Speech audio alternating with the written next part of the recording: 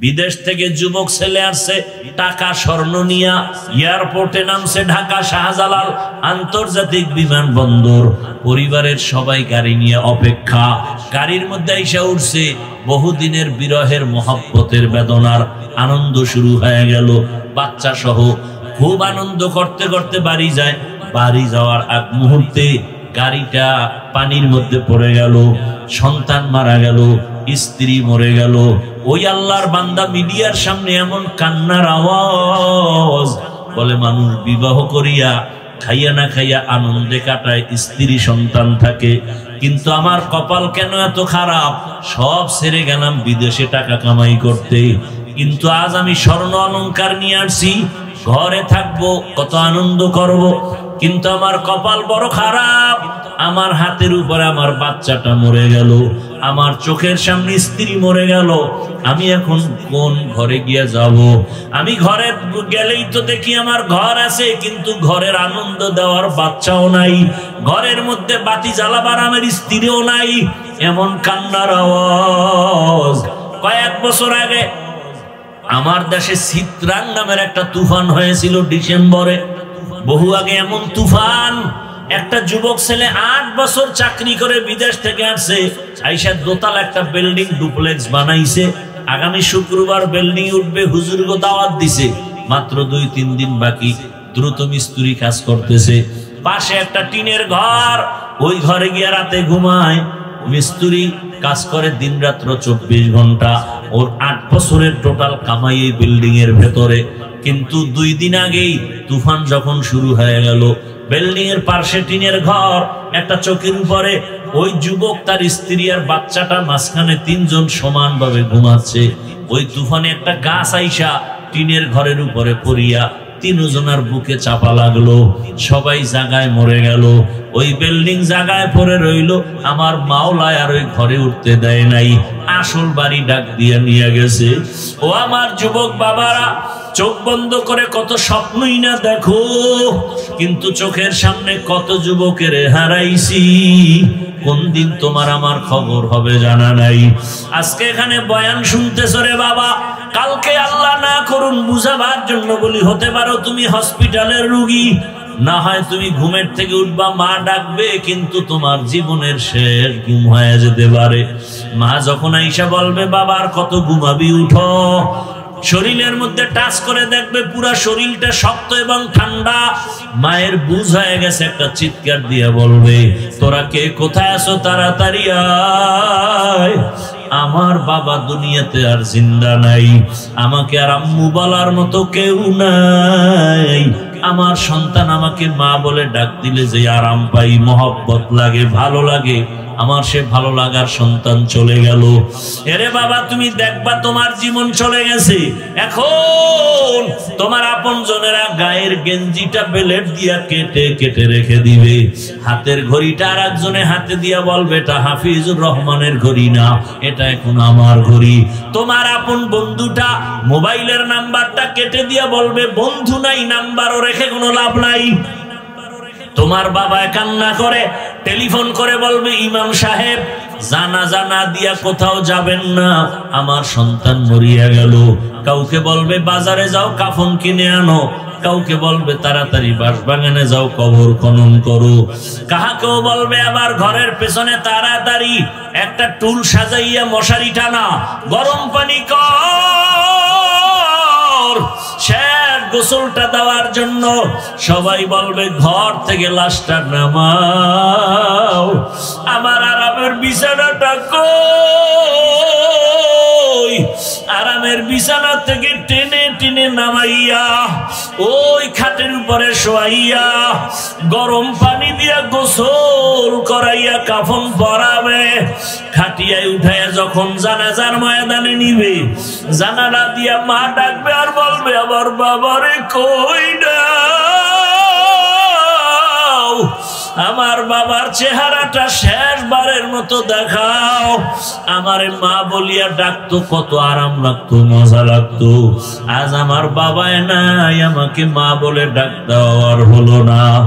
এই মার থেকে বিদায় নিয়ে জানাজা পড়াইয়া এমন এক বাগানে কবর খনন করবে যেখানে দিনের বেলাও যাইতে বড় ভয় লাগে।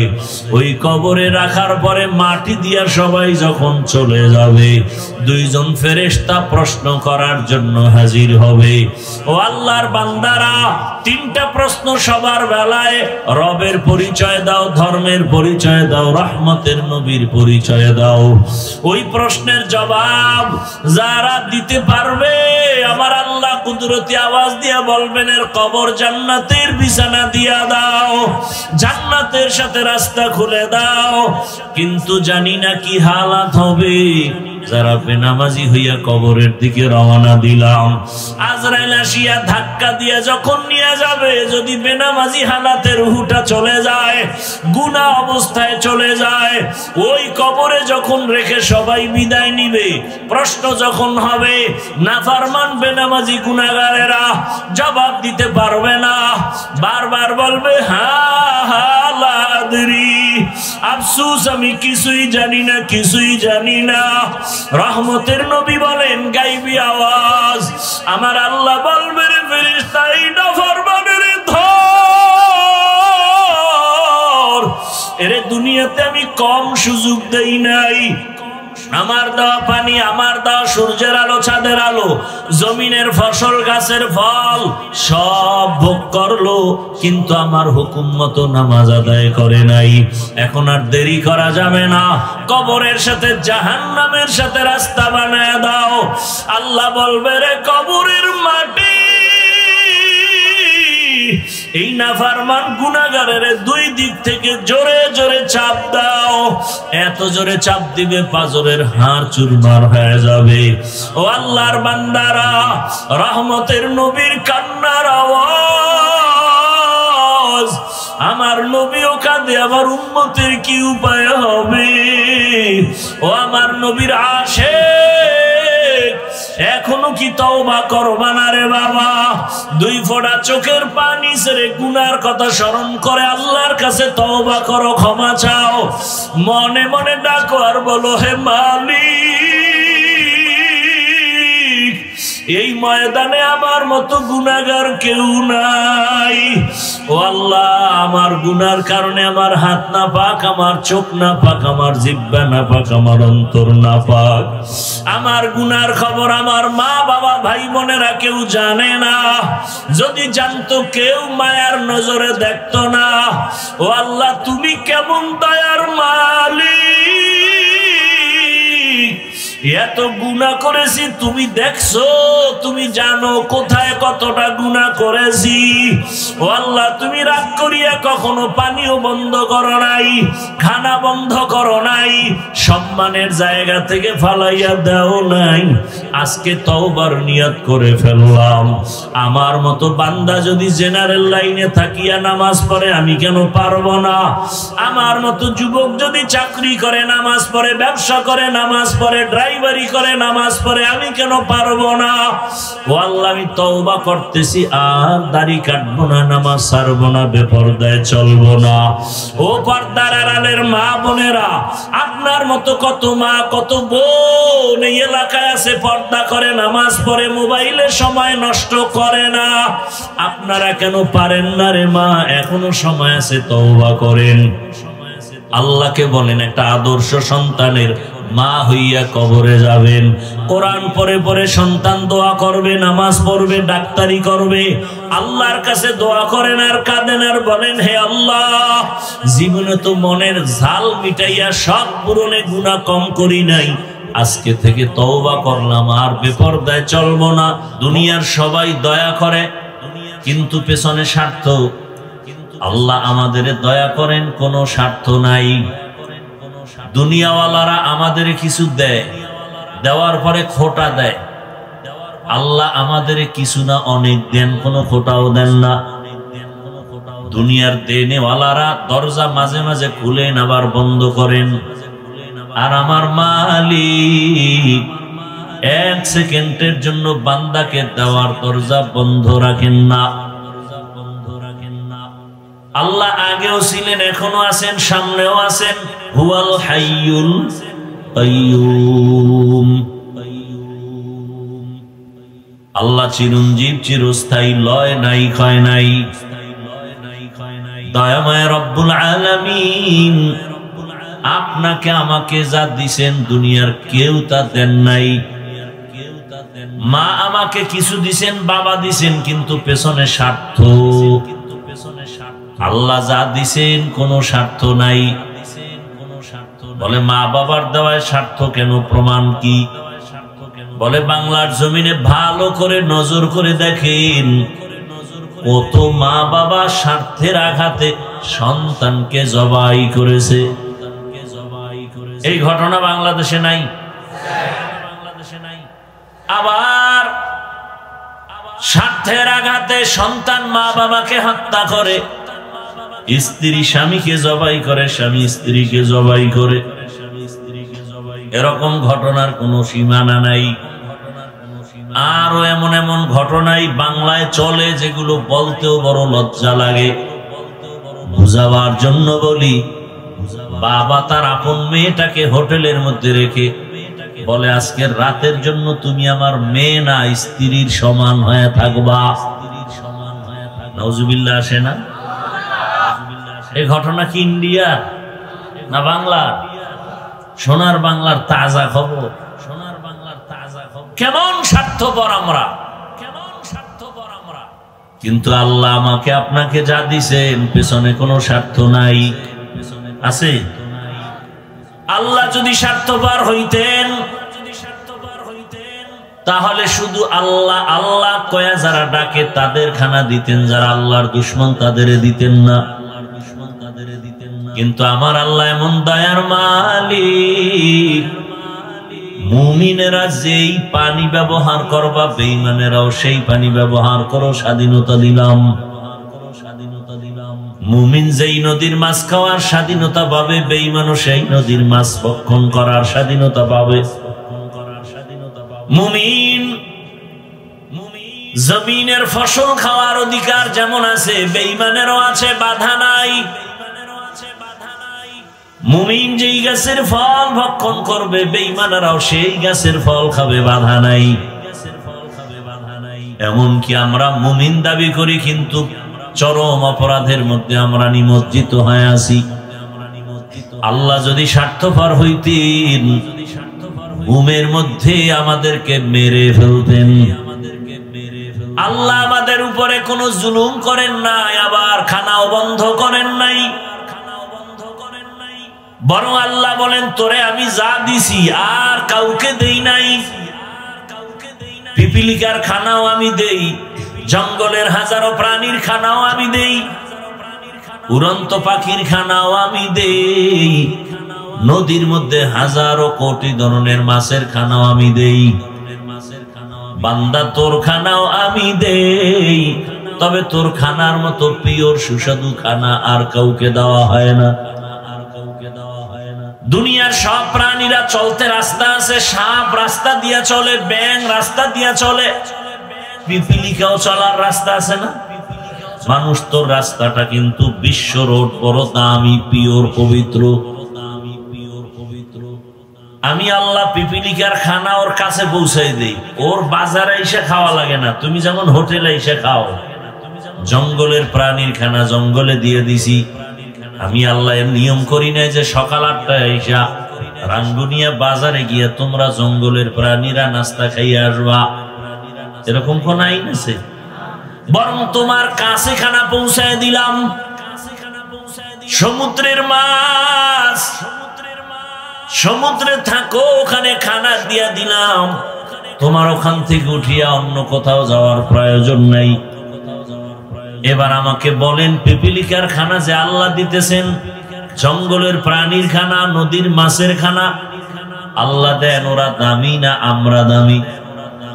কি তাহলে আমাকে খানা তো আমাকে ঘরে দিয়ে যাওয়ার কথা, আমরা কেন এত মামলা হামলা দৌড়াদৌড়ি করি?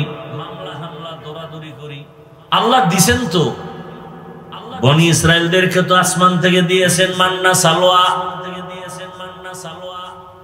রহমতের নবী বলেন, ওই বনি ইসরাইলরা যদি একটু চালাকি আর বেয়াদবি না করত, আমার উম্মতেরাও এখনো ডাইরেক্ট আসমানের খানা পাইতো। আমরা আল্লাহর হুকুম মানি না, এ কারণে খানা আমগো হাতে আসে না। গরতাওয়াকুল মিকুনিহার সবহ শাম মিরাসানাদ রিজকে তু আজলা মাকাম জুজবা হাকাচি জে মখা আজ ইনসোজা ফজলে উআ মস্তে দর জুমলা জাহা।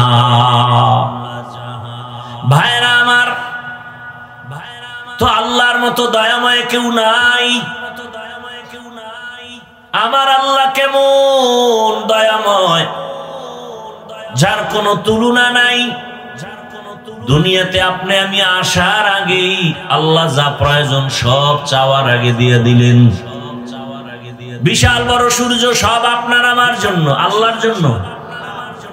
চাঁদ আপনার আমার গোলামির জন্য, আমাদের পানির দরকার আগেই ব্যবস্থা করলেন ফ্রি।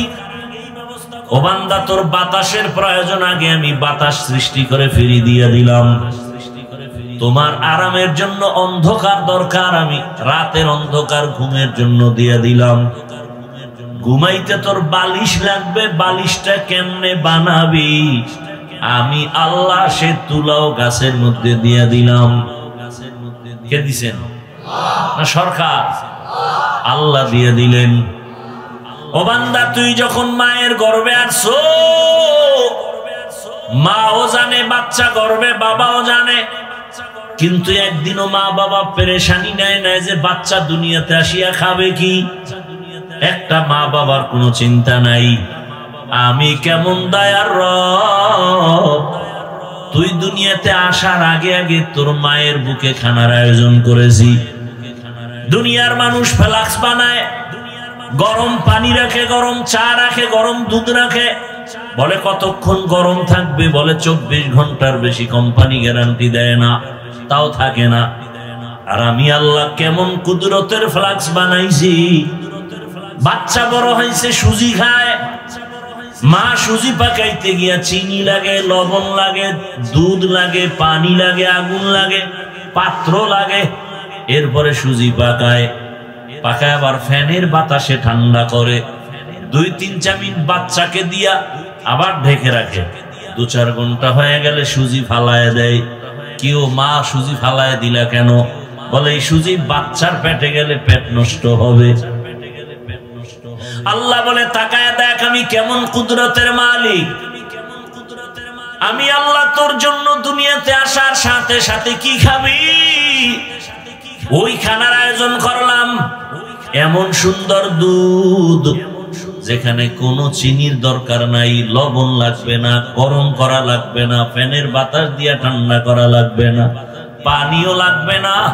আমি আল্লাহ এমন তোর খানার ব্যবস্থা করেছি, 8 ঘন্টার 12 ঘন্টা না, 2 বছর পর্যন্ত মায়ের দুধ পান করবি, 1 সেকেন্ডের জন্য নষ্ট হবে না। কাদের কুদরত দারি বার কামাল আন্তা রব্বি আন্তা হাসবি যুল জালাল তুহি কাদের জলিলুল্লাহ জাহাদার বহর হালে তুহি মেরা নিগাহদার। আল্লাহ তাআলা বলেন, দেখ বান্দা আমি তোরে কত আদর করে বানাইছি। ওয়া খুলিকাল ইনসানু যায়ীফা, তোর মতো দুর্বল করে কোনো প্রাণী বানাই নাই। তুই হাঁটতে পারো না। একটা ছাগলের বাচ্চা যখন দুনিয়াতে আসে, আশেপাশে কোনো সহযোগী আছে? নাই। বাচ্চা, ছাগলের বাচ্চা দুনিয়াতে আসিয়া দাঁড়ায় যায় নিজের পায়ে, কাউকে দেখাইয়াও দেওয়া লাগে না বাচ্চাকে যে তোর মায়ের দুধ কোথায়। ওই ছাগলের বাচ্চাটা নিজে নিজে খুঁজা মায়ের দুধ বের করে এরপরে মুখে নেয়। হঠাৎ দেখে মায়ের ওলানটা শক্ত, দুধ আসে না। এখন কি করবে? ঔষধ খাওয়াবে। মাকে বলে, না ওই বাচ্চাটার কপালের অংশটা খুব শক্ত, ওই শক্ত অংশ দিয়া মায়ের ওলানে জোরে জোরে কয়েকটা আঘাত দিছে, মায়ের ওলানটা নরম হয়ে গেছে। ছাগলের বাচ্চাটা জিহ্বা লাগানো মাত্র দুধ অনায়াসে পেটের মধ্যে চলে আসছে। আমরা মানুষ কত দুর্বল। আম্মা জানের কণ্ঠ ভেতরের ঘর থেকে সামনের দরজায় যায় না, কিন্তু আমি যখন দুনিয়াতে আসব ওই প্রসব বেদনায় মায়ের কণ্ঠের কান্নার আওয়াজ পাশের বাড়িওয়ালারা শুনে ঘুমাইতে পারে না। আমার আম্মা জান একা না, পাশে আমার দাদি নানি সহযোগিতার জন্য বসে আছে আর বুঝায় কাঁদিও না। আম্মা জানের কান্নার আওয়াজ, আশেপাশের মানুষ সব সজাগ, এতটা অসহায়। মা শুধু কাঁদতেছে, চোখের পানি ঝরতেছে। এক পর্যায়ে আমার দাদি নানিকে সরায় বলে, সরো, আমার স্বামীকে 1 মিনিট আমার পাশে আসতে দাও। আব্বা জানের আইসা আসাইয়া আনাইয়া হাতটা ধইরা, কেউ নাই, আম্মা জান মা বাবার হাতটা ধইরা চোখের পানি ছেড়ে কাঁদে আর বলে, ও আমার স্বামী। মা বাবার আদরের ঘর ছাড়িয়া আমি তোমার ঘরে আসছি, এত বছর সংসার করছি, মনের মতো খেদমত করতে পারি নাই। ও স্বামী, আমারে মাফ করে দাও, আমি বাঁচবো না, তুমি আমার উপরে দাবি রাখবা না। বাবায় বলে, বলো কি? বলে, হ্যাঁ, তুমি বুঝো না, আমার প্রসব বেদনাটা 7 আসমান মাথার উপরে চেপে রাখা বোঝা, আমি বরদাস্ত করতে পারি না, আমি সহ্য করতে পারি না। কত নারীরা বাচ্চা প্রসব কালে দুনিয়া থেকে বিদায় হয়ে গেছে, আমার অন্তর বলে আমি মরে যাব, দয়া করে আমারে মাফ করে দাও। আব্বা জান ওখান থেকে আমার মাকে সান্ত্বনা দিয়া ওযু বানাইয়া সেজদায় গিয়া কাঁদে, হে মালিক, আমার বাচ্চাটারেও তুমি হেফাজত করো, আমার স্ত্রীকেও হেফাজত করো। ও আল্লাহর বান্দারা, আমরা কতটা দুর্বল। প্রসব বেদনার কষ্ট কিচ্ছু না, খালি প্রসব বেদনার মায়ের কষ্ট এই 1000 ভাগের 1 ভাগ। তুমি যদি চামড়া খুলে জুতা বানাও, আম্মা জানের প্রসব বেদনার ঋণ আদায় করা যাবে না। জীবনের মূল কষ্ট মায়ের প্রসব বেদনা, 7 আসমান 7 জমিন তখন মায়েরই মাথায়। জীবনের মূল কষ্ট মায়ের প্রসব বেদনা, 7 আসমান 7 জমিন তখন মায়েরই মাথায়।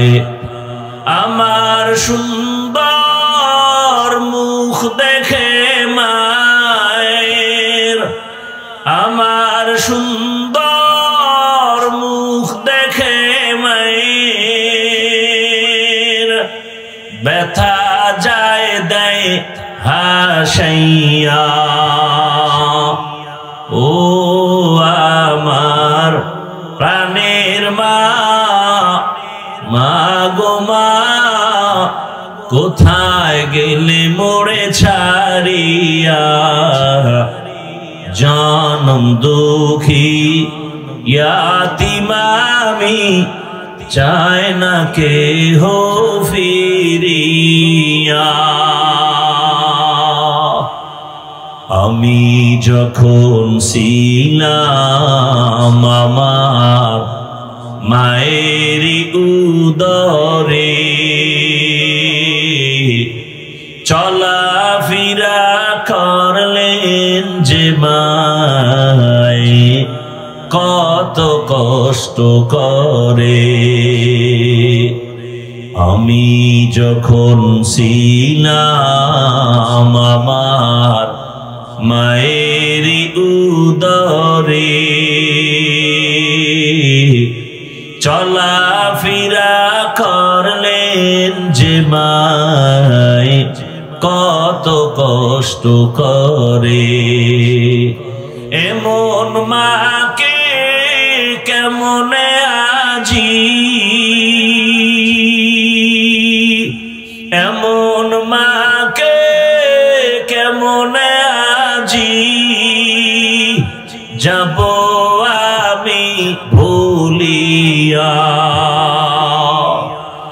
ও আমার প্রাণের মা, মা গো মা, কোথায় গেলে মোরে ছাড়িয়া, জনম দুঃখী ইয়াতীম আমি, চায় না কেহ ফিরিয়া। মাগো আমি ইয়াতীম বলে সবাই দেয় তাড়াইয়া, দুঃখের সাথে দিন কাটাই মা পেটে ক্ষুধা নিয়া। মাগো আমি ইয়াতীম বলে সবাই দেয় তাড়াইয়া, দুঃখের সাথে দিন কাটাই মা পেটে ক্ষুধা নিয়া। ঘুমের মাঝে মাকে দেখে, ঘুমের মাঝে মাকে দেখে, কেন্দে দেই বুক ভাসাইয়া। ও আমার প্রাণের মা, মা গো মা, কোথায় গেলে মোরে ছাড়িয়া, জনম দুঃখী ইয়াতীম আমি, চায় না কেহ ফিরিয়া। খেদমতে মা দরপে দর কুন সুবহ শাম, তাকে বাসি দর্দ আলম নেক নাম। আল্লাহ তাআলা বলেন, বান্দা আমি আল্লাহর পরেই তো মা বাবার ইবাদত আর খেদমতের জন্য আমি অর্ডার করেছি। ওই মা বাবার খেদমত করো, কারণ ওই মা বাবার অবদান তুমি কোনোদিন অস্বীকার করতে পারবা না রে বাবা। মা বাবার চোখের পানি আর দোয়া আজ তোমার এত সম্মান। মা বাবার চোখের পানি আর দোয়ার ফসল তুমি সন্তান, টাকার মালিক, বাড়ির গাড়ির মালিক হয়েছো, সম্মানের মালিক। ওই মা বাবার সাথে বেয়াদবি করা যাবে না। রহমতের নবী বলেন, মা বাবা খুশি তো আমার আল্লাহ তার উপরে খুশি। আল্লাহ তাআলা বলেন, সবাইকে বেজার করা গেল, আমি আল্লাহকে বেজার করবা না কেন? আমি তোমাকে যে দয়া করেছি কেউ সে দয়া করে নাই। দুনিয়াতে তুমি আসছো, তুমি তোমার মাকে মা বলে ডাকবা, পরের কথা মাকে তুমি চিনোই না, বরং তোমার একটাই পুঁজি কান্নার আওয়াজ। দুনিয়াতে আসার পর একটা বাচ্চা শুধু কান্নার আওয়াজ, পেটে ক্ষুধা লাগছে বলতে পারি না, শুধু কান্নার আওয়াজ। বাথরুমে যাব বলতে পারি না, কান্নার আওয়াজ। গরম লাগতেছে, বাতাসের প্রয়োজন বলতে পারি না, কান্নার আওয়াজ। বাচ্চার শুধু কান্না কান্না কান্না। ওই কান্নার মধ্যেই যেন বাচ্চা বুঝায় আমার এখন বাথরুমের দরকার। কান্নার ভেতর থেকেই যেন বাচ্চা বুঝায় আমার এখন ঘুমের দরকার, বিছানা দাও। কেউ বুঝে না ওর কান্নার ভাষা। আমার আল্লাহ মায়ের মধ্যে একটা রাডার লাগায় দিছেন চুম্বকের মতো। বাচ্চা কান্না দিয়া কখন কি চায় বাবাও বুঝে না, শুধু মায়ে বুঝে। বাচ্চাটারে খানা খাওয়াই দিছে, সুজি খাওয়াই দিছে, এখনো কাঁদতেছে। 5 মিনিট পরে বাবা কয়, বাচ্চা কাঁদে কেন, খানা দাও। মা বলে 5 মিনিট আগে খানা দিলাম, আবার কিসের খানা, কথা কাঁদে কেন। মা বলে বাচ্চা ঘুমের আগে কাঁদে, সেই কান্না চলতেছে। আল্লাহ বলেন তোর মাই জানে তোর কান্নার ভাষা কেমন, বাবাও বুঝে না। আমি আল্লাহ তোর কান্নার পুঁজি দিয়া মায়ের থেকে সব দাবি আদায় করে দিলাম।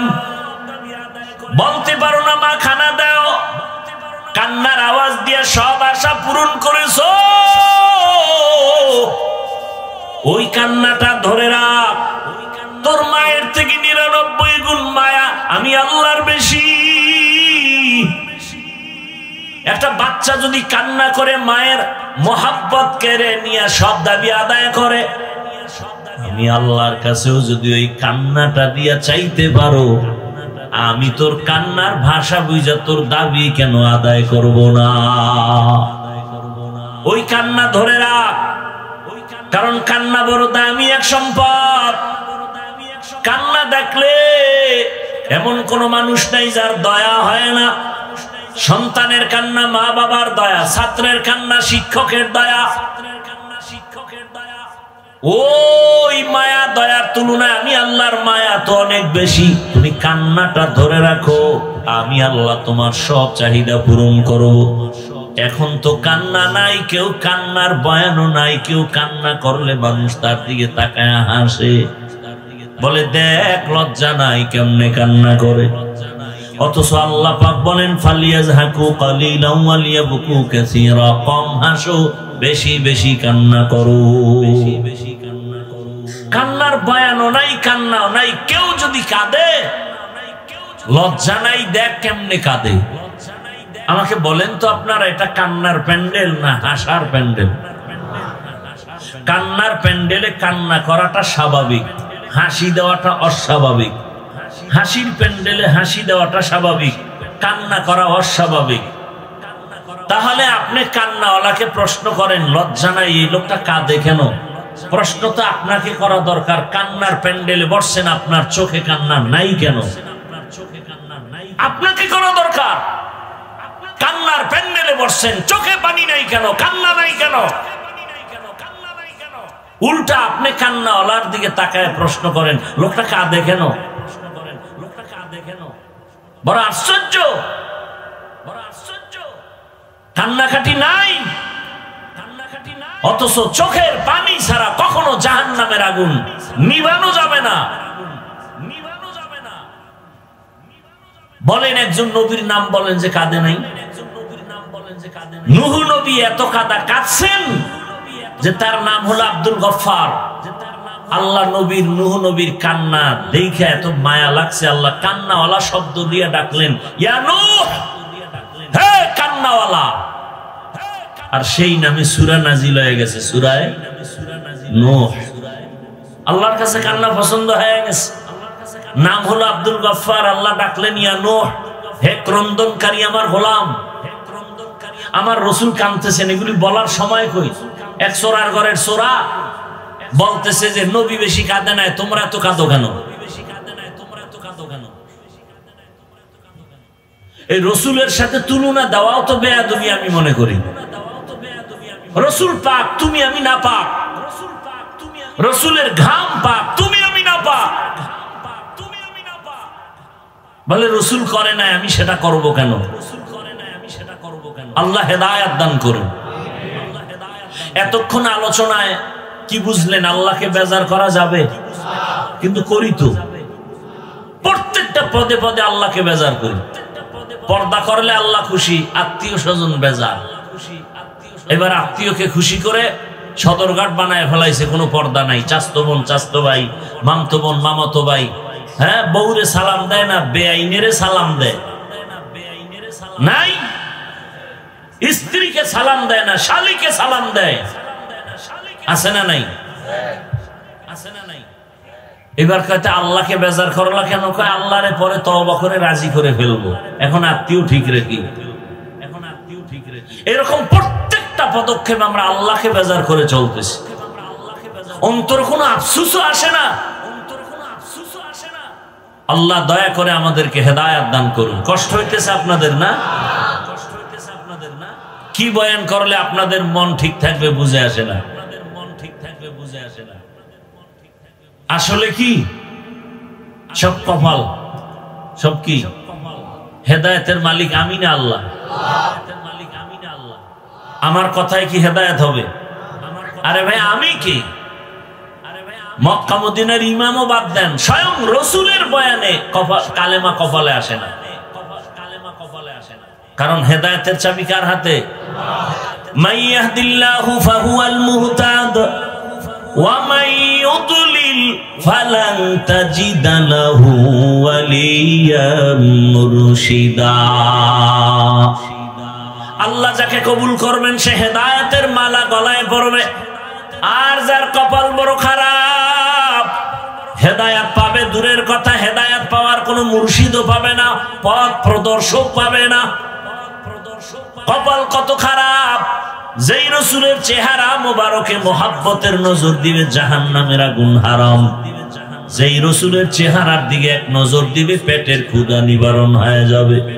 কেমন মায়ার নবী আমার, যেই রহমতের নবী যেখানে কদম দেয় সেখান থেকে মিশকের ঘ্রাণ। রহমতের নবী, কেমন মায়ার নবী আমার, যেই রাসূলের দিয়ে তাকাইলে পূর্ণিমার চাঁদের আলোটাও দুর্বল হয়ে যায়। সেই রাসূলকে একবার আর দুইবার না 13 বছর দেখলো, বয়ান শুনলো, পাশে বসে খানা খাইলো, কিন্তু কালেমা কপালে আসলো না। এত বড় বেঈমানের নাম জানেননি? কথা বলেননি কি নাম? গর্বা সুরত আদমি ইনসাবুদে আহমদবু জাহলো হামেক সাবুদে আদমিরা আদমিয়ত লাজমাস উদরাগর বুনা বাশদ হি জামাস। 13 বছর বয়ান শুনলো, কালেমা কপালে আসে না, এর নাম কপাল। অন্যদিকে 27 বছরের একটা যুবক তরবারি নিয়ে দৌড়ায় রাসূলকে জবাই করবে। কয় বছরের? 27 বছরের যুবক তরবারি নিয়ে যায় নবীকে জবাই করবে। নবীর সামনে গিয়া চেহারা মোবারক দেখে কলিজা ঠান্ডা হয়ে গেল। তরবারি ফালায় নবী কালেমার মালা গলায় পড়ায়া দেয়। এই কপালওয়ালার নাম কি বলেন? এজন্যই তো হেদায়েতের মালিক আমার আল্লাহ। আল্লাহ যাকে কবুল করবেন সে হেদায়েতের মালা পরে নিবে।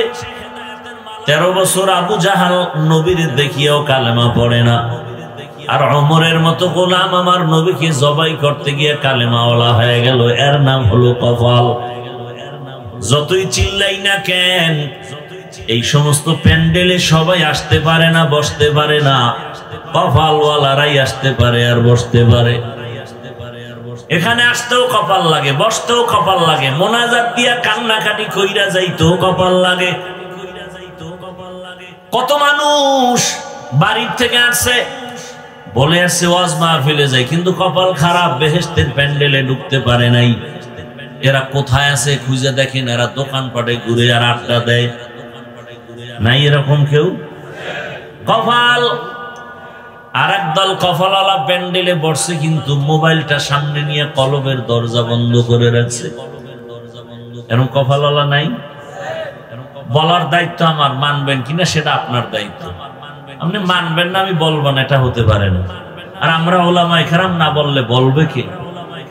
আমরাই তো বলা বন্ধ করে দিছি, কে বলবে?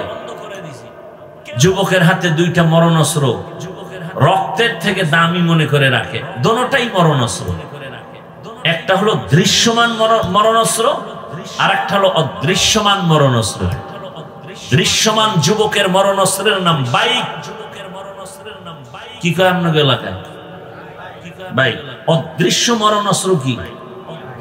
দোনোটা লয়ে ঘুরতেছে, চায় বেশি দিন বাঁচতে, কিন্তু মরণের বাইক লয়ে ঘুরে তাড়াতাড়ি মরা। চায় অনেক সুস্থ থাকতে, অসুস্থতার মেডিসিন হাতে লয়ে ঘুরতেছে মোবাইল। মোবাইল মানুষকে যত দ্রুত গতিতে অসুস্থ বানায়, পৃথিবীর অন্য কিছু নাই যে মানুষকে দ্রুত অসুস্থ বানায়। কিডনি দুর্বল, হার্ট দুর্বল, চোখের পাওয়ার দুর্বল। আর সব থেকে বড় ঔষধ সুস্থ থাকার রাতের ঘুম, এটারে জবাই করছে এই গজবের মোবাইল দিয়ে। কি তাও যদি মোবাইলে তেলাওয়াত শুনতে হইতো, তো আকাম করে সারা রাত মোবাইলে, চোখের গুনাহ, হাতের গুনাহ, জবানের গুনাহ, অন্তরের গুনাহ, জেনা চলে ঘরে ঘরে ঘরে ঘরে মোবাইলের দ্বারা। উচিত ছিল ঘুমের মধ্যে চেহারাটা বানর হয়ে যাবে, শুকর হয়ে যাবে, শুধু রহমতের নবীর উম্মত হওয়ার কারণে আল্লাহ করেন না। আল্লাহ হেদায়েত দান করুন। কিছুক্ষণ থাকবেন না কপাল শেষ? আল্লাহ সবাইকে কবুল করেন। এতগুলো মানুষ নিয়ে মা বাবার জন্য দোয়া করার সুযোগ পাইছেন, তা আজকে পাইয়াও কাজে লাগাবেন না। কপালটা এত খারাপ কেন আপনার বলেন তো? এমন কপাল নিয়ে দুনিয়াতে আসলেন কেন? আল্লাহ রসুল বলেন, খায়রুন নাস মান ইয়ানফাউন নাস, ভালো মানুষ তো ওই ব্যক্তি যার দ্বারা শুধু অন্যের উপকার হয়। কি উপকার করলেন? মা বাবা। আল্লাহ সবাইকে হেদায়েতের দৌলত দান করেন। আল্লাহ তাআলা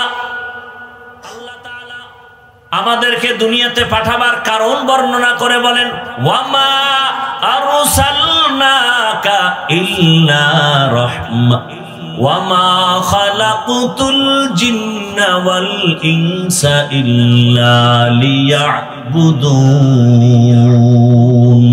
ভালো করে খেয়াল করবেন, উঠা বসা করলেই আমি মুনাজাত দিয়ে চলে যাব। কারণ আপনি যদি বয়ান নিতে না চান, আমার তো কোনো ঠেকা নাই যে আপনার জোর করে খাওয়াইতে হইব। কষ্ট করে আসছি, কষ্ট করে চলে যাব। আপনি শুনতে না চাইলে আমার এখানে আসার কোনো যৌক্তিকতা, দাওয়াত না দিলে আমি আসতাম। সময় আছে আমার, সময় আছে আমার। আল্লাহ আমাদেরকে হেদায়েতের দৌলত দান করেন। আল্লাহ পাক বলেন, খেয়াল করেন, ওমা খালাকতুল জিন্না ওয়াল ইনসা ইল্লা লিয়াবুদুন। ভালো করে খেয়াল করেন, আল্লাহ বলেন আমি মানুষ আর জিন বানাই নাই। হ্যাঁ বানিয়েছি ইবাদতের জন্য। এই কথাটা ডাইরেক্ট যদি আল্লাহ বলতেন মানুষ আমি জিন এবং মানুষ ইবাদতের জন্য বানাইলাম, হয়ে যেত। আল্লাহ ঘুরাইয়া বললেন কেন? প্রথমে বললেন আমি জিন ইনসান সৃষ্টি করি নাই, হ্যাঁ করেছি। ঘুরাইয়া বললেন কেন? আল্লাহর প্রত্যেকটা কথার মধ্যে হিকমত ঢুকানো আছে। আল্লাহ তাআলার প্রত্যেকটা কথার শব্দের ভেতরে এতটা অলংকার লাগানো। যেমন রব একটা শব্দ, এটার তর্জমা বাংলায় আমরা করি প্রভু, প্রতিপালক। ওলামায়ে কেরাম লিখেছেন হবে না, প্রতিপালক আর প্রভু বললে রব শব্দের হক আদায় হয় না। বলে তো রবের অর্থ কি? বলে এটা একটু বাক্য বানায় ব্যাখ্যা দিতে হবে। বলে কেমনকার রব হলেন? তিনি সমস্ত মাখলুকতের প্রয়োজনের অগ্রিম আয়োজন করেন যিনি, সব প্রাণীর অগ্রিম আয়োজন যিনি করেন তিনি আমার রব। আল্লাহ তাআলা বলেন আমি মানুষ জিন বানাই নাই বইলা বললাম কেন? বলে তোমার জেহেন আর অন্তর খালি করে দাও, তোমাকে বানানো হয় না এটা ঢুকাও। সব ঢুকাইয়া এবার ফ্রেশ মনে একটা কথা নাও, তোমাকে বানানোর জন্য একটা কাজ, জমিন আর কোনো তোমার কাজ নাই। মৃত্যু পর্যন্ত তোমার কাজ হলো একটা। কয়টা? ওই কাজের নাম ইবাদত। ওই কাজের নাম কি? ইবাদত। অন্য কোনো কাজ তোমার দুনিয়াতে নাই, তোমার একটাই মাত্র কাজ ইবাদত। এখন বুঝার চেষ্টা করি ইবাদত কি। আমরা অনেকেই মনে করি মসজিদে যাও, তাসবিহ হাতে নাও, জিকির করো, তেলাওয়াত করো, ইবাদত শেষ। এজন্য ভালো করে মনে রাখবো ইবাদত কি, ইবাদত কেন, ইবাদত কিভাবে। এই তিনটা কথার জবাব দিয়ে মোনাজাত দিব, ধৈর্য হবে তো ইনশাআল্লাহ। তবে আয়াতের উপরে আরেকটু ব্যাখ্যা করি। আল্লাহ বলেন ওয়ামা খালাকতুল জিন্না ওয়াল ইনসা ইল্লা লিয়াবুদুন। অধিকাংশ মুফাসসিরিনে কেরাম লিয়াবুদুনের ব্যাখ্যায় লিখেছেন আই লিয়ারিফুন। আরাফা ইয়ারিফু থেকে মারিফাত, মারিফাত মানে পরিচয় লাভ করা। কার পরিচয়? আল্লাহর। তাহলে আয়াতের অর্থ কি হবে? আমা খালাকতুল জিন্না ওয়াল ইনসা ইল্লা লিয়াবুদুনের ব্যাখ্যা হবে আমি মানুষ জিন বানাইলাম মারিফাত অর্জন করার জন্য। এখন প্রশ্ন হলো তাহলে ডাইরেক্ট বলতো আমা খালাকতুল জিন্না ওয়াল ইনসা ইল্লা লিয়ারিফুন, ইবাদত বইলা আবার ব্যাখ্যা কেন ঘুরাইয়া মারিফাত নিলেন? কারণ আছে না নাই? কারণ হলো দুনিয়াতে আল্লাহ ভালো জানে, কারণ আমার আল্লাহ আলিমুল গায়বি ওয়াশ শাহাদা। আল্লাহ জানেন এই জমিনে অনেক মারিফতের সম্রাট দাঁড়াবে, যারা এলেম আমল কোন বান্দার মধ্যে নাই, দাবি করবে আমি মারিফতের সম্রাট। আল্লাহ বুঝায় দিলেন ইবাদত বলিয়া মারিফত নেওয়ার কারণ হলো মারিফতের অর্জন করার জন্য ইবাদত ছাড়া কোনোদিন মারিফত অর্জন হবে না। শরীয়ত রা মুকদ্দম দার আকনু মারিফত আজ শরীয়ত নিসিতে বেরু তরিকত হো শরীয়ত হো তমামি হकीकत में মুহাম্মদ কি গোলামি। আমাদের সমাজে মারিফত নিয়ে কিন্তু ধুম কিলাকিলি। তিন দলে বিভক্ত, তিন দল। এক দল বলে শরীয়তের দরকার নাই, মারিফত আসল, এরা ভণ্ড, বলে না কি? আর এক দল বলে মারিফত বলতে কিচ্ছু নাই, তারাও ভণ্ড। আমি আজকে প্রমাণ করে গেলাম এই জমিনের মধ্যে, ও রাঙ্গুনিয়ার মুসলমান, আমি আয়াত দিয়ে প্রমাণ করে গেলাম আল্লাহ মারিফত বলতে কিছু নাই, মানে আল্লাহ মারিফত অর্জন করার জন্যই বানাইছেন। ওয়ামা খালাকতুল জিন্না ওয়াল ইনসা ইল্লা লিয়াবুদুন। ইবাদতের অর্থ হলো মারিফত অর্জন করো, আর মারিফত ইবাদত ছাড়া হবে না। এজন্য আল্লাহ পাক ইবাদতের শর্ত লাগায় দিলেন, ইবাদতের মাধ্যমেই মারিফত অর্জন করো, আল্লাহর পরিচয় লাভ করো। গাভীর দুধের ভেতরে মাখন আছে না নাই? ছানা আছে না নাই? ঘি আছে না নাই? বুঝেন বুঝেন ভালো করে।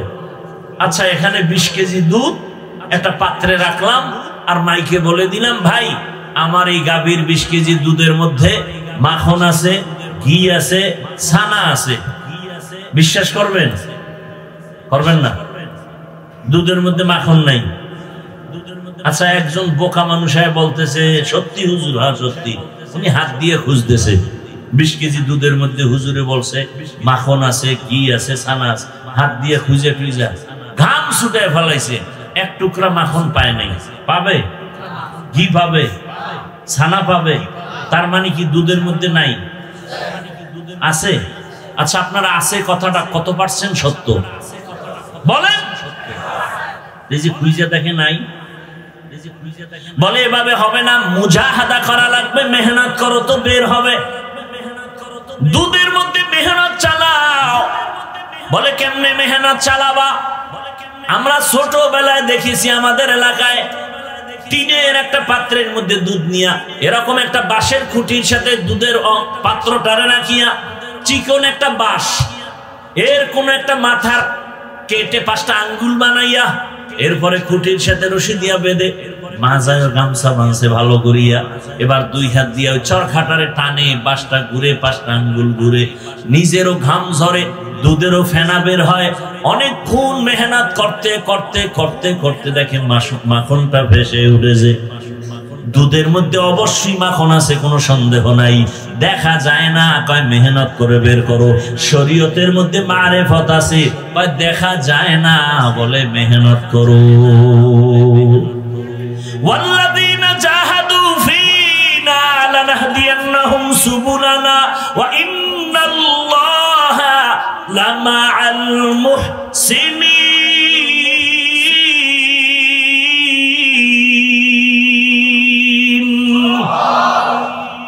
মেহনত করো, মুজাহাদা করো। শরীয়তের মধ্যে তুমি মেহনত চালাও, ইখলাসের মেহনত, দৌড়াইতে থাকো, ইখলাস নিয়ে যদি 1 বিঘা তাকাও, আল্লাহর রহমত তোমার দিকে 1 হাত আগায় যাবে। তুমি যদি 1 হাত আগাও 2 হাত আগায় যাবে। তুমি যদি হাঁটতে থাকো আমার মাওলা রহমত দৌড়াতে থাকবে।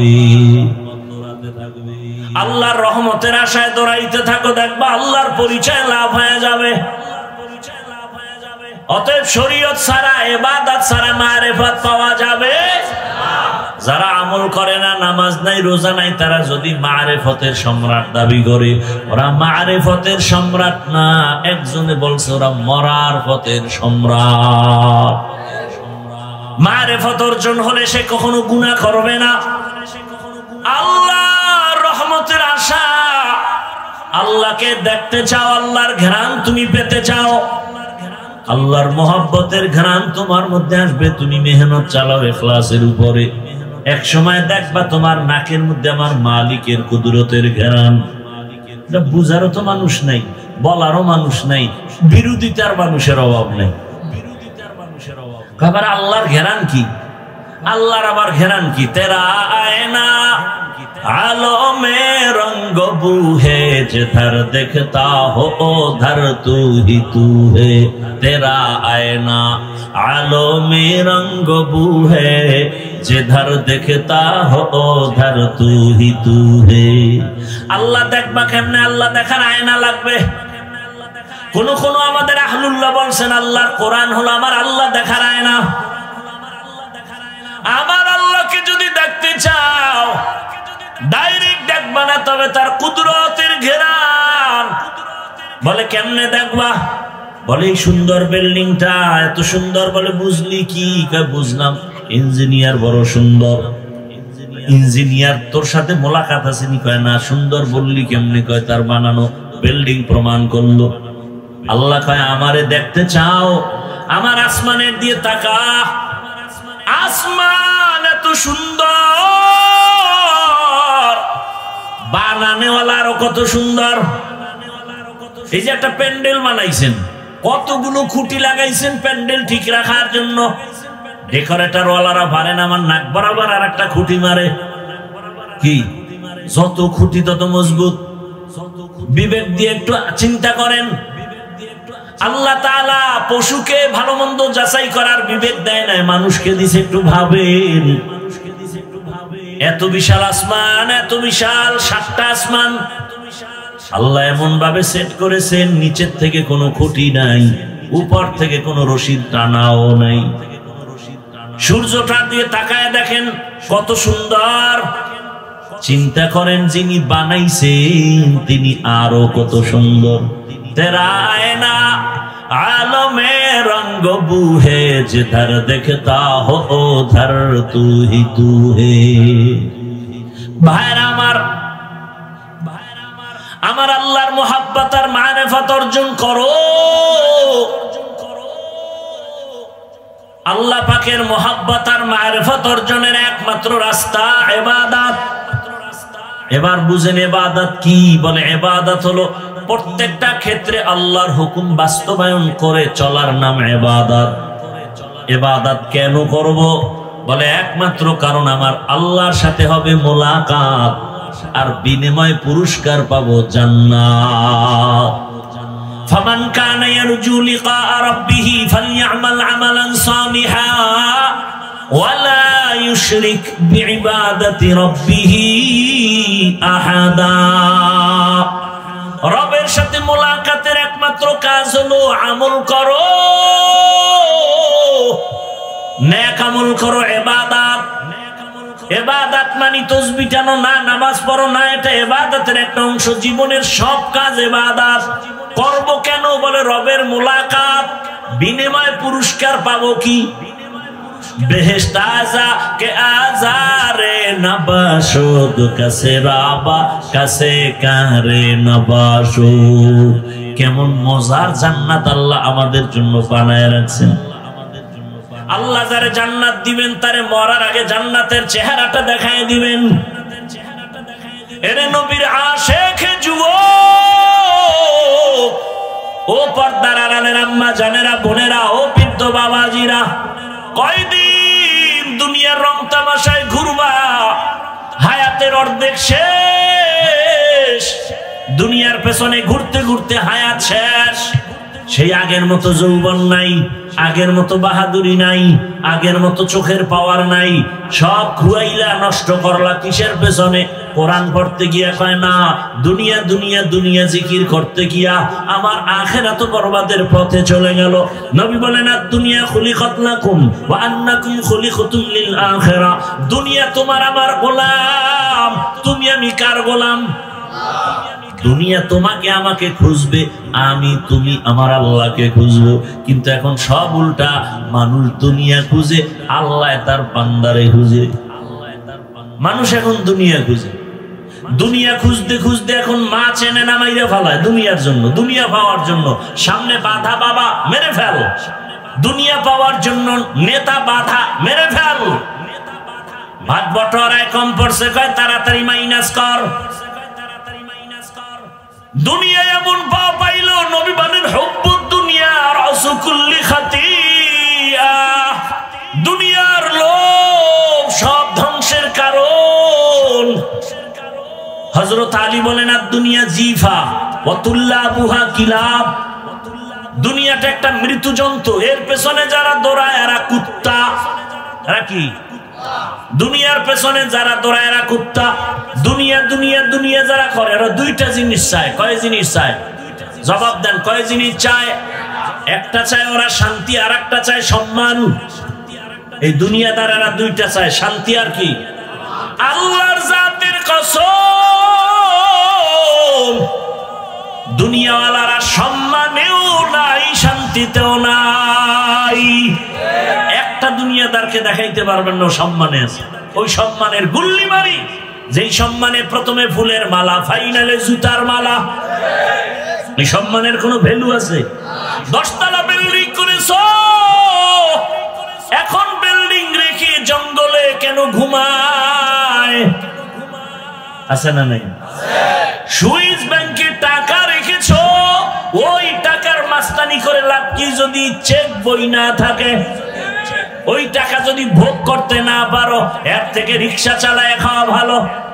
কথা বলেন না কেন? কোটি টাকার মালিক দেখো, অভাব হয় না দূর। গরিব ঘুমায় আরাম করে, মনটা বাহাদুর।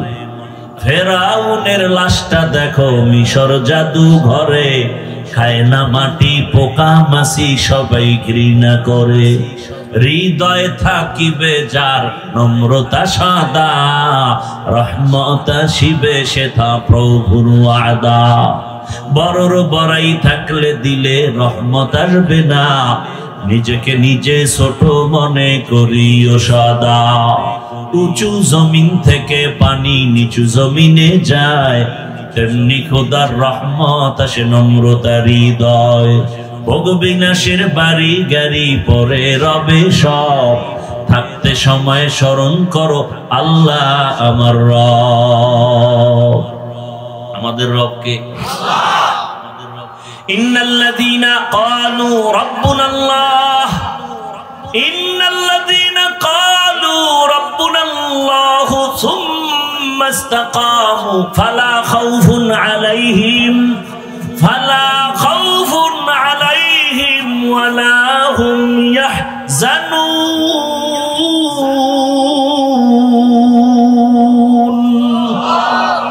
আল্লাহ বলেন, যারা আমাকে রব বলে স্বীকার করবে, এর উপরে মজবুত হয়ে চলবে, আমি তাকে বিনা হিসেবে জান্নাত দিয়ে দিব। ভাইরা আমার, দুনিয়ার সম্মান কিছু না, আল্লাহ যেটা দেয় এটা স্থায়ী। টাকা দিয়ে যেটা কেনে ওটার কোনো দাম। এই যে একবার ফুলের মালা, একবার জুতার মালা। এই সাউন্ড কমে কেন? মাইকলা কই? ঘুমায় ঘুমায়। ভাইরা আমার, এটা কি এই সম্মানের কোনো ভ্যালু আছে? অথচ আল্লাহ যারে সম্মান দিয়েছেন, দেখেন তো আপনাদের পেরেশানি। এক সময় জমজমাট ব্যবসা, এখন আবার হাঁটুর নিচে মাথা, কান্নাকাটির ব্যবস্থা, শান্তি নাই, ব্যবসা নাই, চাকরি নাই। আর যাদের কাছে রসুলের মোহাব্বত আর সুন্নত আছে, এদের কোনো পেরেশানি নাই। আমরা যে চেয়ারে বসছি, এই চেয়ারের কোনো মেয়াদ নাই। আছে? চেয়ারম্যানের চেয়ারের মেয়াদ শেষ, মেম্বারের চেয়ারের মেয়াদ শেষ, এমপির মেয়াদ শেষ। কোরআনওয়ালার চেয়ারের কোনো মেয়াদ আছে? নাই। এরা এত সম্মানে আছে, এরা দুনিয়ার বাদশা, আখিরাতেও বাদশা। কিন্তু দুঃখ, এই জাতি ভালো করে চিনল না এই ওলামায়ে কেরাম তারা কারা, তারা কেমন। যদি চিনতো আলেমের বিরুদ্ধে কথা বলতো না। ওলামায়ে কেরামে জাতির নিঃস্বার্থ বন্ধু। কারণ এই জাতিকে ওলামায়ে কেরাম যা দিয়েছে খোদার কসম কেউ দেয় নাই, সব স্বার্থপর। 5 টাকা দিলে 10 টাকা নিয়ে নিছে, খবর নাই। কিন্তু ওলামায়ে কেরাম জীবন যৌবন সবই মানুষের পেছনে ব্যয় করে।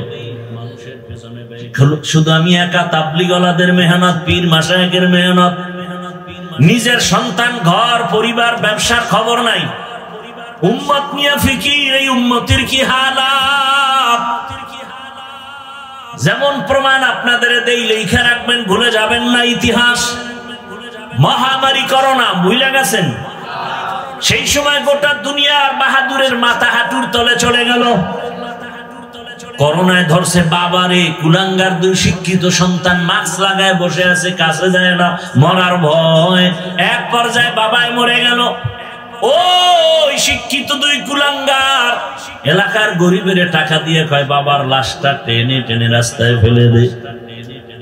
জানালা লক করে দিল, একবারও তাকায় দেখলো না বাবার লাশ কুকুর খেলো নাকি জানাজা হলো। ইতিহাস ভুলে যাবা না রে আমার কলিজার যুবক বাবারা। ওই সময় আমার দেশের মধ্যে স্কুল বন্ধ, কলেজ বন্ধ, চাকরি বন্ধ, ফ্যাক্টরি বন্ধ, সব বন্ধ ছিল, কিন্তু কোরআনের একটা মাদ্রাসাও বন্ধ হয় নাই। ওই লাশগুলো কেউ ধরে না, শত শত করোনার লাশ। কিছু সংখ্যক আমার দেশের পুলিশ বাবারা আর সিংহবাগ আমাদের ওলামায়ে কেরাম টুপিওয়ালারা এই লাশগুলো নিজেদের কাঁধে নিয়ে গোসল করালেন, কাফন দাফন করায় জানাজা দিয়ে কবরে রাখলেন। একজন হুজুরেও করোনায় মরে না। এরপরও হুজুর খারাপ। কি একদল নিমক হারাম আছে, অজাত হুজুরদের বদনাম শুনলেও খুশি, করতে পারলো খুব আরাম লাগে।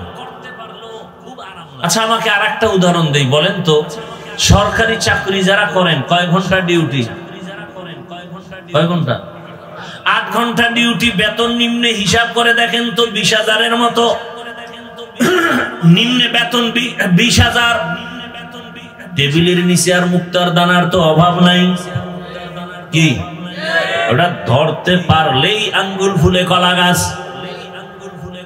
দুনিয়ার কোন রাষ্ট্র যদি না থাকে, আমগো সোনার বাংলায় টেবিলের তলে বহু মুক্তা পাওয়া যায় না। রাতারাতি কলা গাছ হয় কেমনে? ভাইরা আমার, 8 ঘন্টা ডিউটি, বেতন 20,000, টেবিলের নিচে আরো কত হারাম শুকর, অভাব নাই। এবার আমাকে একটু বলেন, আপনাদের এই অত্র অঞ্চলের মসজিদ গুলোতে ইমাম সাহেব আসেনি? তাদের ডিউটি কত ঘন্টা বলেন? বেতন দেন কত? একটু বিবেকের প্রশ্ন করেন তো, এর থেকে জুলুম দুনিয়া তার কি হতে পারে?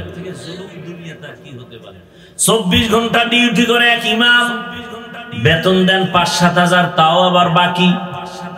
তাও কি আবার ইমাম সাহেবের রাখে রিমান্ডে। জোহরের নামাজে নাই, আসরের সময় রিক্সা ড্রাইভার কয় হুজুর গেছিলেন কই? হুজুর কয় তোমার এত পাওয়ার কেন? কে তুমি? কয় রিক্সা চালাই। বলে এত পাওয়ার কেন? বলে মাসে 5 টাকা বেতন দেই। এরকম বেয়াদব আছে না নাই? সভাপতি 100 টাকা দেয়, সেক্রেটারি সাহেব সভাপতির থেকেও ধনী, সে দেয় মাত্র 50। কেন তুমি বেশি দিতে পারো না? কয় সভাপতির থেকে বেশি দিলে বেয়াদবি হবে। এত কিছু করার পরেও কোন ইমাম কি কমিটির সাথে, মুসল্লির সাথে রাগ করে? জুমায় বলছেনি, আজকের জুমায় বলছেনি এই বেতন 30,000 না করলে আসর থেকে সূরাগুলো উল্টা পড়া হবে বলছে? বরং মোনাজাত দিয়েই দোয়া করে, হে আল্লাহ এলাকায় শান্তি দাও, ব্যবসায় বরকত দাও, কবরওয়ালাদের মাফ করো, অসুস্থ রোগীর সুস্থ বানাও, এরপরও যারা বলবা হুজুর ভালো না, আমি বলবো তোমার 14 পুরুষের রক্ত ভালো না। এলমেরা এজাজ করদান বেহিসাব, খলকেরা দান জওয়াবে বাসওয়াব, হক না দারদ দোস্তে খলকা জারেরা, মিস্তে ই খাসলত কে দিনদারেরা। ও আমার যুবক বাবারা, বৃদ্ধ বাবাজিরা, ইবাদত কেন করব? রবের সাথে মোলাকাত, পুরস্কার পাবো, জান্নাত। এবার বুঝেন ইবাদত কিভাবে করব। ডাক্তার সাহেবের পরামর্শে কয় না, প্রফেসর সাহেবের পরামর্শে বলে না। ইবাদত কিভাবে করবা? একটাই মাত্র জবাব, তোমার জীবনের সব কিছু হবে রহমতের নবীর আদর্শ অনুযায়ী। রসুলের আদর্শ মেনে তুমি ব্যবসা করো, ইবাদত। রসুলের আদর্শ মেনে খানা খাও, ইবাদত। রসুলের সুন্নাত অনুযায়ী তুমি বাজারে যাও, ইবাদত। রসুলের সুন্নাত অনুযায়ী তুমি ঘুমাও, ইবাদত। রসুলের সুন্নাত বাদ দিয়া নামাজ পড়বা, ইবাদত হবে না। দিবা, ইবাদত হবে না। রোজা রাখবা, ইবাদত হবে না। যেমন একজনে মাগরিবের নামাজ 3 রাকাত ফরজে দাঁড়ায় চিন্তায় পড়ে গেল, বেজোর হইরা লাভ কি? আল্লাহকে আরো 2 সেজদা রুকু বাড়ায়া আর 1 রাকাত করে 4 রাকাত জোর বানাই। আল্লাহ খুশি হবেন? আল্লাহ খুশি হবেন না কেন? বলে আমার হাবিবের তরিকায় নাই। অতএব রসুলের তরিকায় আপনি ঘুমাইবেন, ইবাদত। বলে কেমন? এশার নামাজ পড়ে নবী বলে ঘুমাও। ঘুম থেকে উঠিয়া যদি আবার ফজরের নামাজ আদায় করে নাও, ওই ঘুমের সময়টাও নেকের পাল্লায় ওজন হয়ে যাবে।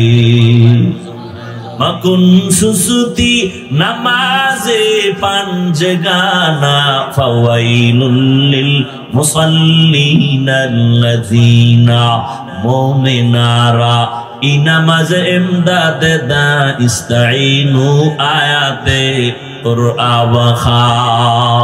ও আমার বাবারা, রসুলের তরিকা মতো চলেন। নবীজির আদর্শ নাই এমন কোন কাজ আছে নাকি? আঙ্গুলের নখগুলো কেমনে কাটবেন, এখানে নবীর আদর্শ আছে?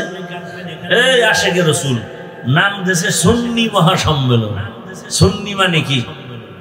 সুন্নত নাই, কথা নাই। তো আঙ্গুলের নখের দিকে জাড্ডাহে তাকায় দেখেন তো, সুন্নি অনুযায়ী নখ হইছেন। যদি নখ সুন্নত অনুযায়ী না থাকে, তাহলে আপনি সুন্নি বলার কোনো অধিকার নাই, আপনি ভণ্ড। চুলের দিকে তাকান, চুল কাটার মধ্যে রসুলের আদর্শ আছে? আয়নার সামনে দাঁড়ায় দেখবেন নবীর তরিকায় চুল, না ক্রিকেটার খেলোয়াড়দের তরিকায় চুল? যদি ক্রিকেটারের গোলাম হয়ে থাকেন, তো রসুলের আশেক দাবি করা ভণ্ডামি। জান্নাত পাওয়া এত সহজ? ভাইরা আমার, রসুলের আদর্শ এত পারফেক্ট আদর্শ। আমার রসুলের আদর্শই হলো দুনিয়াতে শান্তির একমাত্র ঠিকানা। দুনিয়াতে শান্তির ঠিকানার নাম ইসলাম। আল্লাহর জাতের কসম, ওরাঙ্গানিয়ার মানুষ, পারলে লিখে রাখো, ভালো করে লিখো, ব্যানার বানাও, ব্যানার 2 ফিট 3 ফিটের ব্যানার বানাও, 200 টাকা হয়তো বিল হবে। ব্যানার বানায় বানায় সারা দেশের রাজধানী, সারা দেশের বাজার ঘাট গ্রামে লাগাও। ওই ব্যানারে লেখো, পৃথিবীতে একমাত্র শান্তির ঠিকানার নাম ইসলাম। ইসলাম ছাড়া এ জমিনে কোন তন্ত্র মন্ত্র, কোন মতাদর্শে শান্তি দিতে পারবে না। যতদিন পর্যন্ত ইসলাম কায়েম হবে না, ততদিন পর্যন্ত শুধু চাপাবাজের আওয়াজ শুনবা, শান্তি এ জাতির কপালে আসবে না। ভাইরা আমার, পৃথিবীতে যত নীতি আছে, নীতি, সব নীতির মধ্যে শ্রেষ্ঠ নীতি হলো ইসলামের নীতি। কি আপনি অস্বীকার করেন? যদি বলেন আমি অস্বীকার করি বা না মানি, তাহলে আপনার ইসলামটাকে দুর্বল বানিয়ে দিলেন। আল্লাহর কোরআন, আল্লাহর দেওয়া ইসলাম কি দুর্বল? তাহলে কেন বলেন ইসলামে এটা আছে ওটা নাই? নাই বলেন কেন? দুনিয়াতে যত নীতি আছে, পরিবার নীতি, সমাজ নীতি, রাষ্ট্রনীতি, অর্থনীতি, ইসলামে নাই? বরং ইসলামের পরিবার নীতি শ্রেষ্ঠ নীতি। দুনিয়াতে যত সমাজনীতি আছে ইসলামের সমাজনীতি শ্রেষ্ঠ নীতি। দুনিয়াতে যত অর্থনীতি আছে একমাত্র ইসলামী অর্থনীতি হলো শ্রেষ্ঠ অর্থনীতি। দুনিয়াতে যত রাষ্ট্রনীতি আর রাজনীতি আছে ইসলামী রাজনীতি হলো শ্রেষ্ঠ রাজনীতি। ইসলামের নীতি এত সুন্দর আর আপনি বুঝাইতেছেন পাবলিকের খবরদার রাজনীতির মধ্যে ধর্মকে টানবেন না। কেন? আমগো ধর্ম আর রাজনীতি তো আলাদা না, আলাদা নাকি? যে ইসলাম আলাদা, ধর্ম আলাদা, রাজনীতি আলাদা। আমগো অর্থনীতি যা ইসলামও তা, আমগো সমাজনীতি তাও ইসলাম।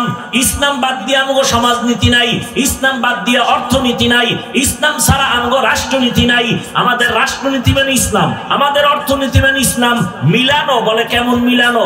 সূর্যের সাথে আলো যেমন মিলানো, বাতির সাথে আলো যেমন মিলানো, ফুলের সাথে ঘ্রাণটা যেমন মিলানো। ফুলের থেকে ঘ্রাণ আলাদা হলে ফুল যেমন ফুল না। রাজনীতি থেকে ইসলাম যদি আলাদা করে দাও ওটা রাজনীতি না, ওটা দুর্নীতি আর পেটনীতি।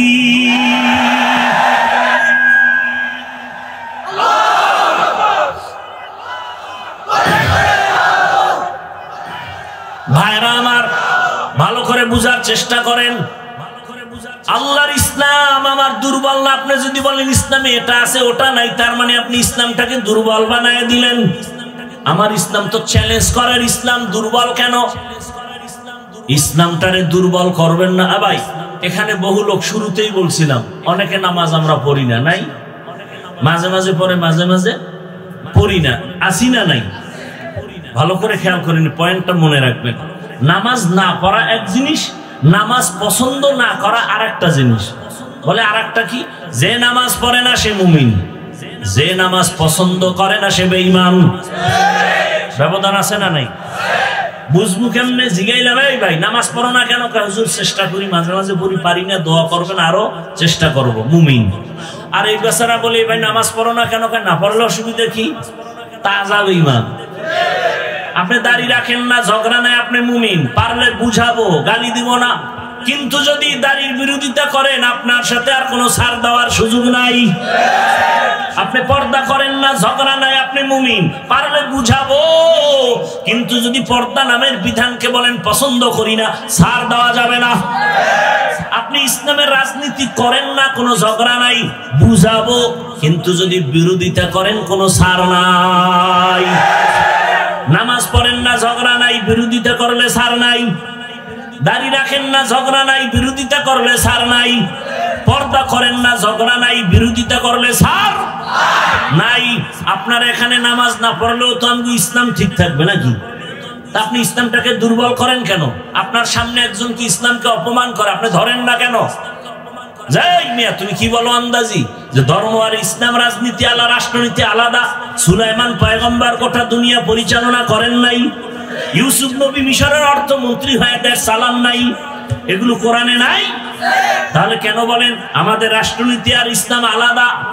এই ধুল, এই উল্টা পাল্টা মানুষের মেসেজ দূর করতে হবে, জেহেনকে ধোলাই করতে হবে, কঠিন ভাবে ধোলাই করতে হবে।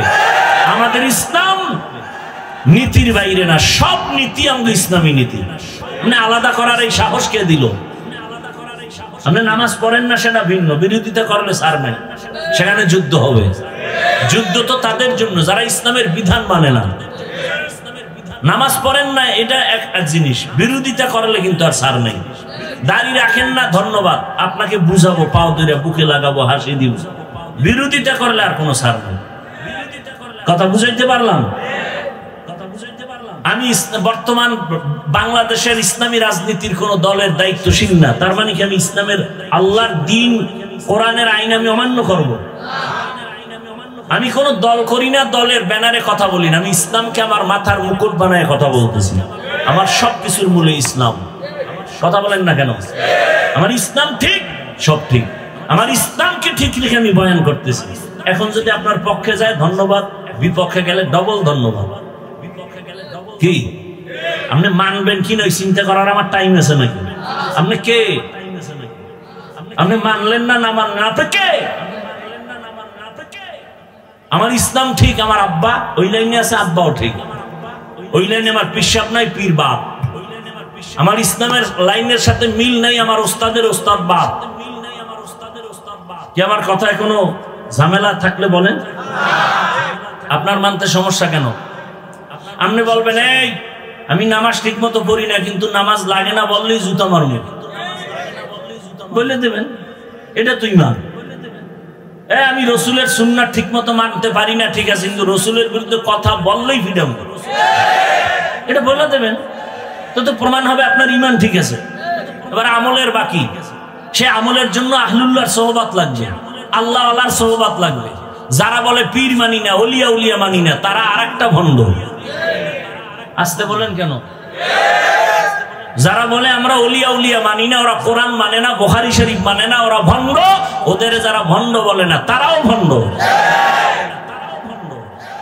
ওয়ামা খালাকতুল জিন্না ওয়াল ইনসা ইল্লা লিয়াবুদুন, আল্লাহর ইবাদতের জন্য আমাদের বানাইছেন। পানি পান করবেন, এই একটা বোতলে পানি নিছেন না, পানিটা আপনিও পান করবেন, আমিও পান করব। ইবাদত বানায় পান করেন, বলে কেমন? আপনি তো বাম হাতে বোতল নিয়ে ডান হাত দিয়ে এই মুখটারে খুলবেন, খুইলা বাম হাত দিয়ে একটা টান মারবেন, জায়গা নাই আধা লিটার।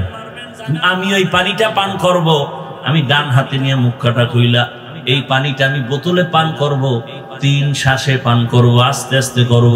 আমার পানি পান করাও হবে, সুন্নত আদায় হবে, ইবাদত হয়ে যাবে। কথা বলেন না?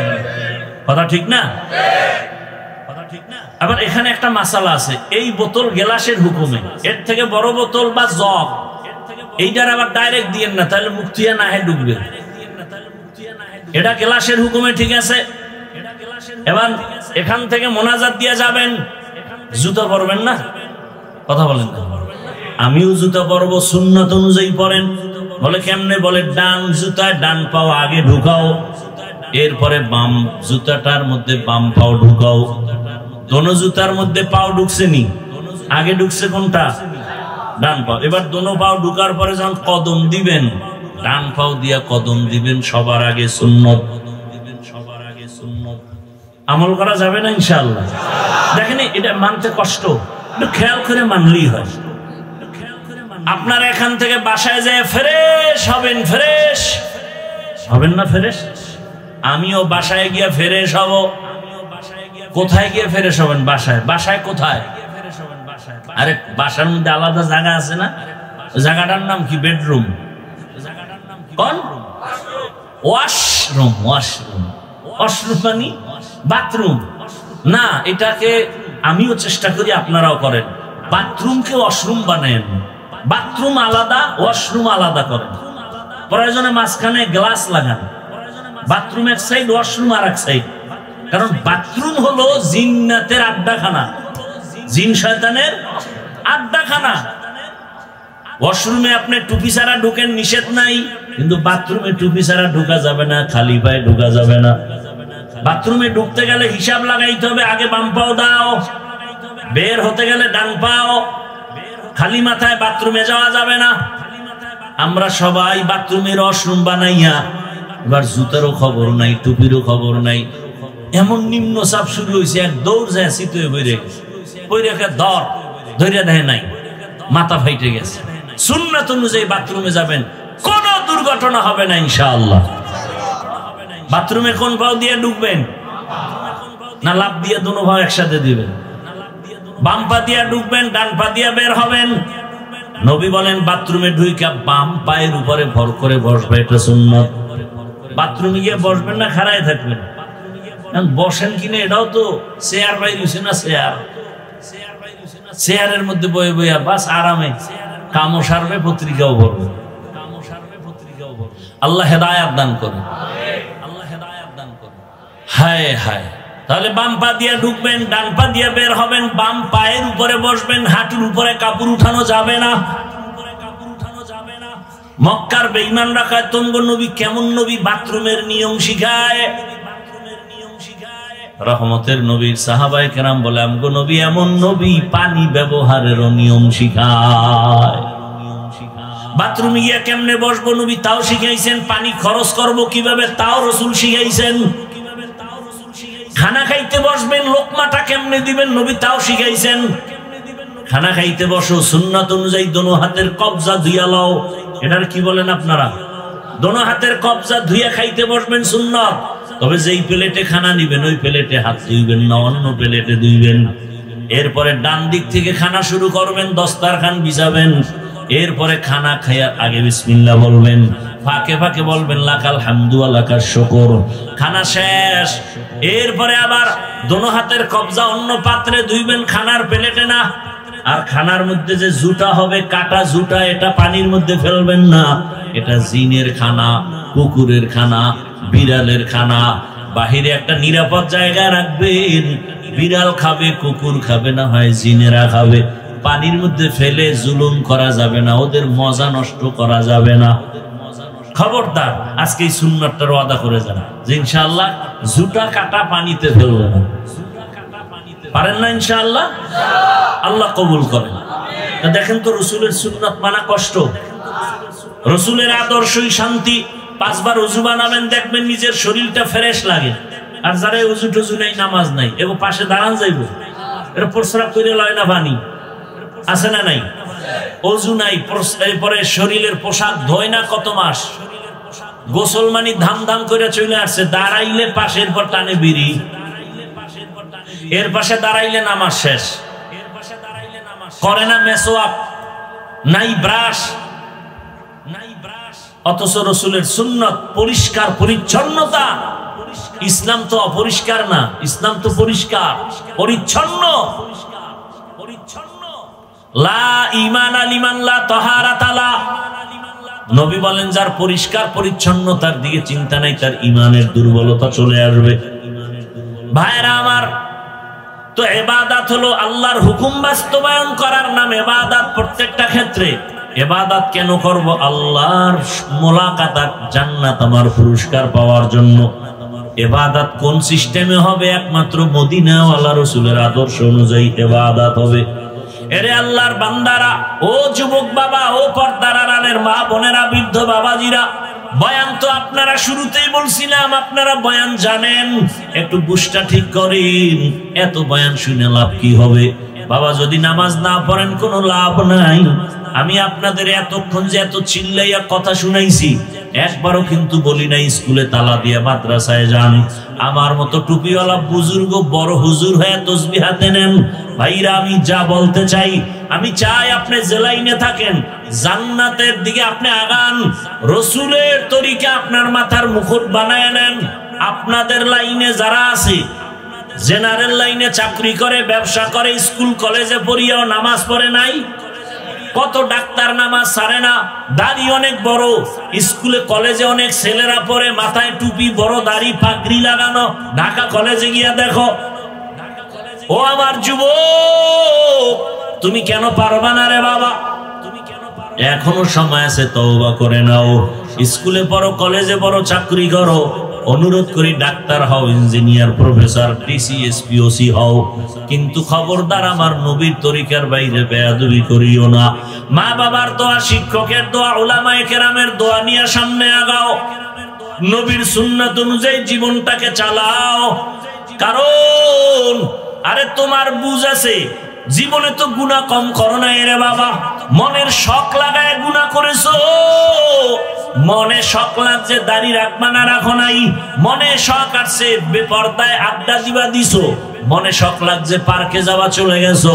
মনে শখ লাগছে নামাজ পড়বা না, পড়ো নাই। মনে শখ আসছে সারা রাত মোবাইল চালাবা, চালাইছো। এখনো কি ফিরবা না রে বাবা? তোমার শখ এখনো কি মিটে নাই? আর কত রাত মোবাইল চালাইলে তোমার শখ মিটবে বলো? আর কতদিন পার্কে পার্কে ঘুরলে তোমার শখ মিটবে বলো? আর কতদিন দাড়ি কাটলে তোমার শখ পূরণ হবে বলো? এবং হায়াতের বাকি আছে কতদিন তাও বলো? ও আমার বাবারা, এমন কোন দিন নাই যুবকের লাশের খবর নাই। পানির নিচে যুবকের লাশ, ঘুমের বিছানায় যুবকের লাশ। এই কয়েকদিন আগে ফেসবুকের গোলাম বাবারা কি দেখেন নাই? মোবাইলে সময় নষ্ট করব না, নামাজ ছাড়বো না, স্বামীর মাল খেয়ানত করব না।